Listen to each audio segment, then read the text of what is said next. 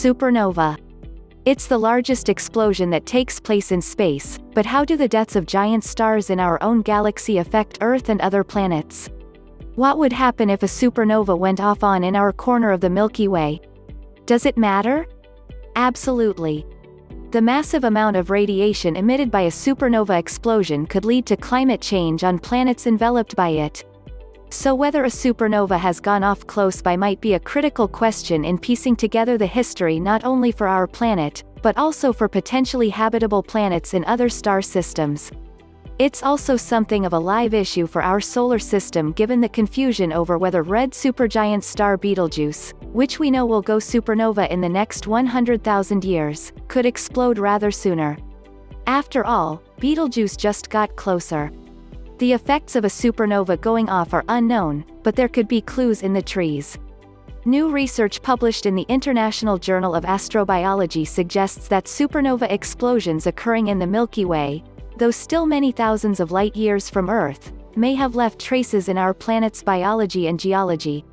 In a few short months, a supernova explosion can release as much energy as the Sun will during its entire lifetime. When and where supernovae occurred is important. When a star explodes in a supernova explosion, it emits radiation, and it's thought that planets recently exposed to radiation from supernovae are less likely to be habitable. So Robert Brakenridge, a geoscientist at the University of Colorado Boulder, compared known supernovae with tree ring records. Supernovae can be seen by astronomers because they leave visible remnants, called nebulae. Sure enough, the timing of supernovae that occurred relatively close to the solar system in the last 40,000 years appear to coincide with spikes in radiocarbon levels seen in tree rings. The atom in question is carbon-14, a carbon isotope that is formed when cosmic rays from space bombard Earth. A spike in levels could indicate that energy from a distant supernova has traveled hundreds of thousands of light years to our planet. After all, scientists have recorded supernovas in other galaxies that have produced a massive amount of gamma radiation.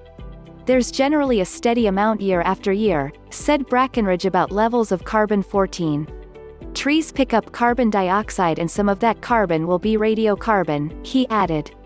Brakenridge found 8 close supernovae that generally tally with spikes in the radiocarbon record on Earth, but 4 that are a really good match. Their ages, distances and expected gamma-ray emissions are compatible with observed terrestrial effects that are also predicted from theory and modeling, reads the paper.